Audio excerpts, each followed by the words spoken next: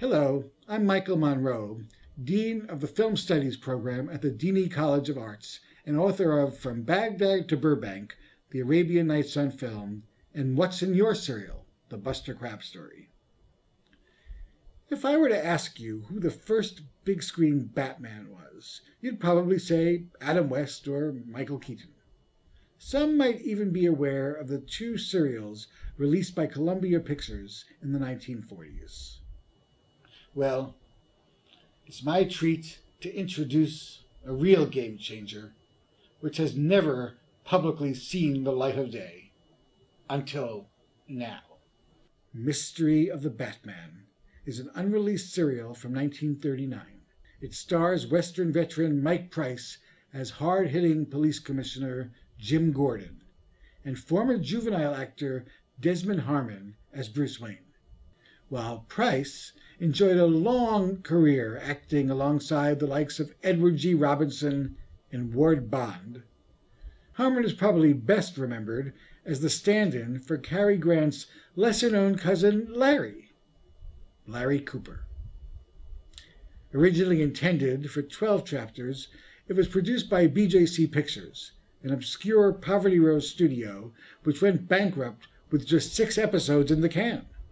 All of the studio's assets were thought to have been destroyed in an insurance fire, until a massive collection of 16mm prints, video transfers, and original posters turned up in a barn outside of Beeville, Texas. Thanks to the passion of a small circle of fans and historians, the existing chapters of Mystery of the Batman are undergoing a costly digital restoration. In the meantime, here's Chapter 1. From 1939, Mystery of the Batman.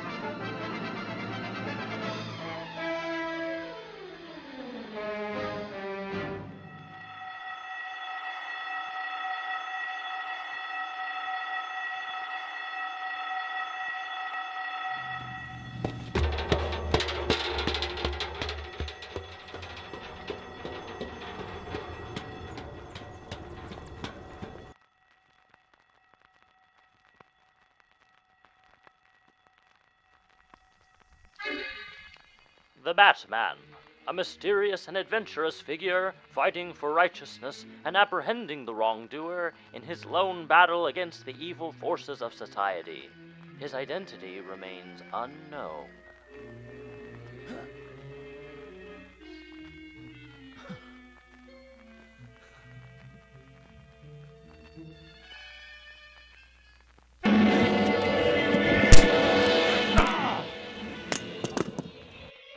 Drop the bag. What if I don't?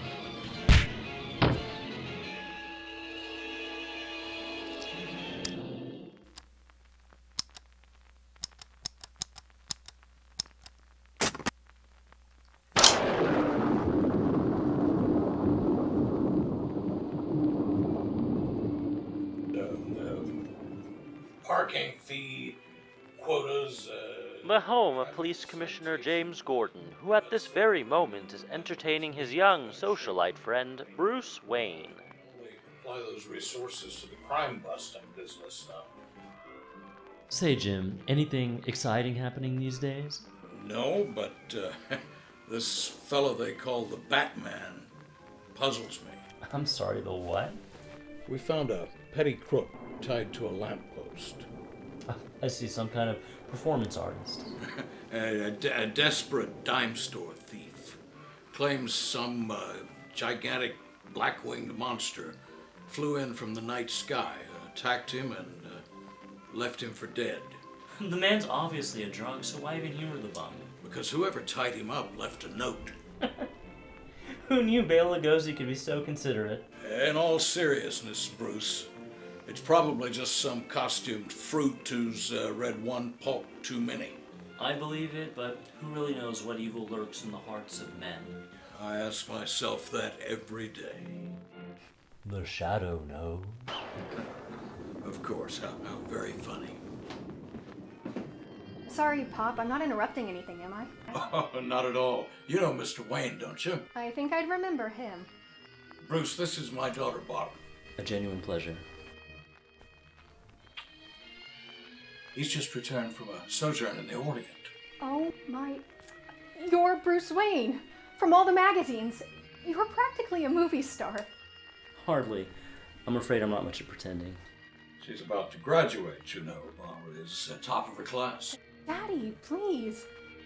Don't sweat it. Your father has every right to be proud of you. Honey, would you please offer our guest a drink? Of course.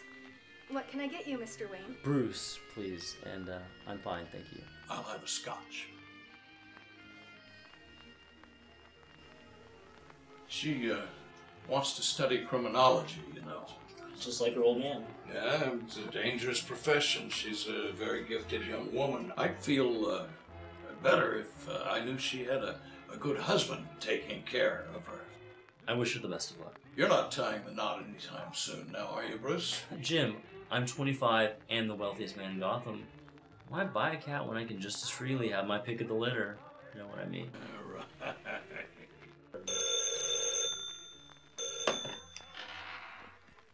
Hello? What? Lambert? You mean the chemical king? Stabbed to death? Wife's fingerprints on the knife? I'll be right over. Talk about your excitement. Old Lambert has been murdered in his study. I'm on my way over there right now. You care to come along? Nothing else to do. Might as well.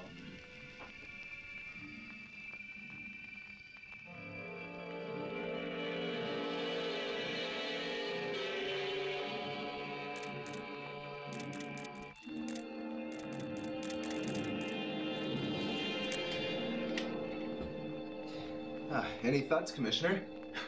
Just one, Ken. Don't you have any crimes to cover in Metropolis? Well, actually, no. Ever since you-know-who left into town. It's a damned epidemic. I'm finished here. Let me talk to Mrs. Lambert. Swisser.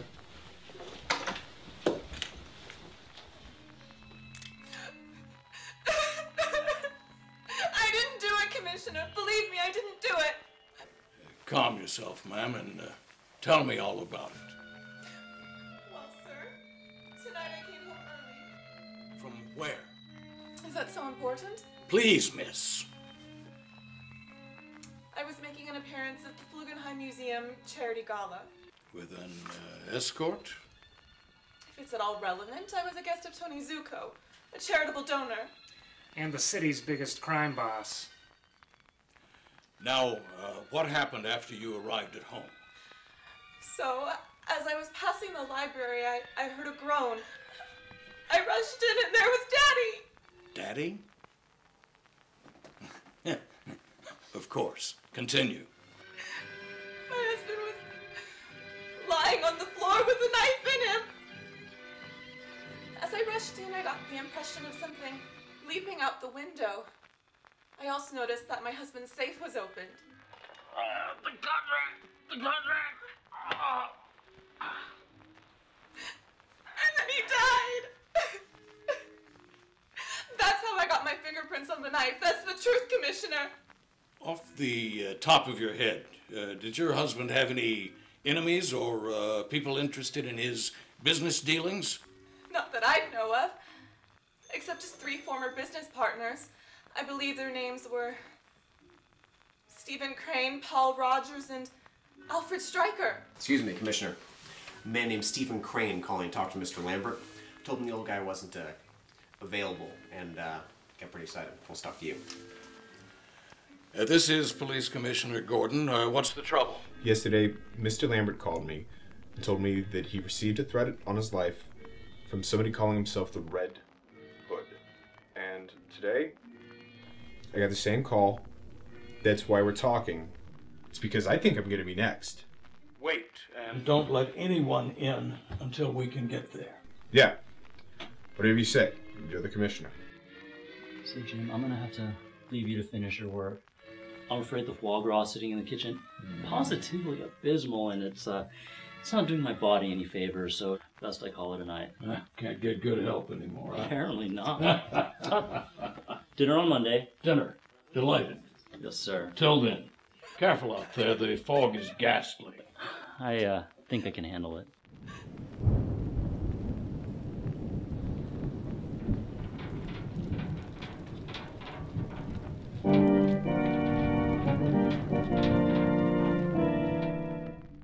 The shadow, Lamont Cranston, a man of wealth, a student of science, and a master of other people's minds, devotes his life to righting wrongs, protecting the innocent, and punishing the guilty. Cranston is known...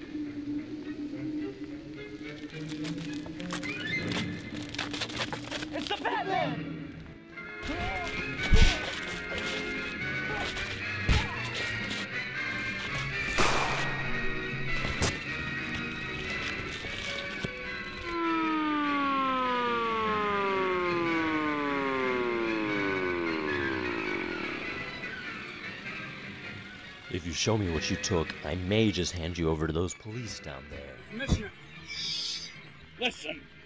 Up there. That's our man. It's gotta be. Get up there while I summon backup.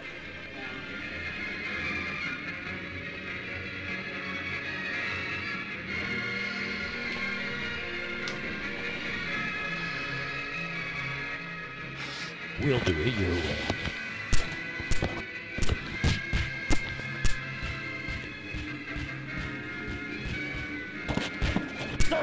Stop! It's a contract.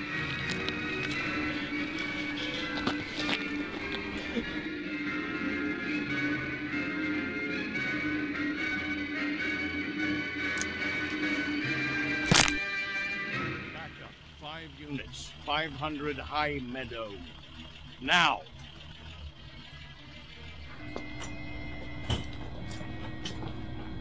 You found Crane? Most of him. Commissioner, I saw him, I swear. He was up there and he just vanished in a puff of smoke like some kind of spook or something. That's 2 partners dead out of the 4 who received death threats. You sure you didn't see where he went? No, but I think I know where he'll be. Time to pay Rogers a visit.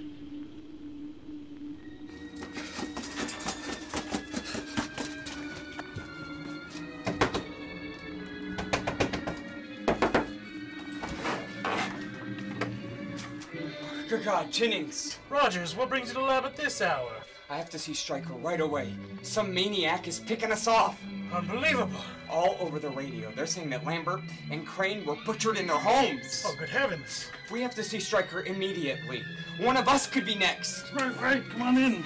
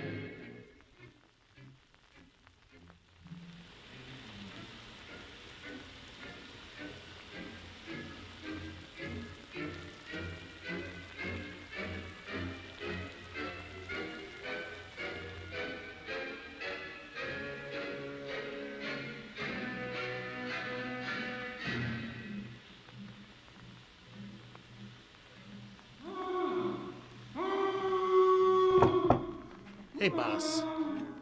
Sorry to bother you. What is it, Mr. Jennings? We have a guest downstairs. Rogers. Take care of him immediately. The acid should make quick work of his remains.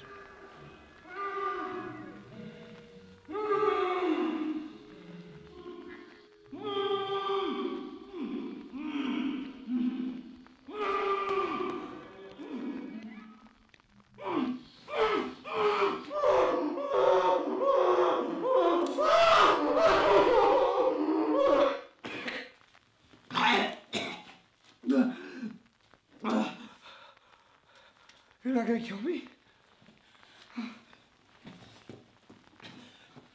Oh, thank God. Jennings has gone completely insane. He said this gas chamber was used for animal testing.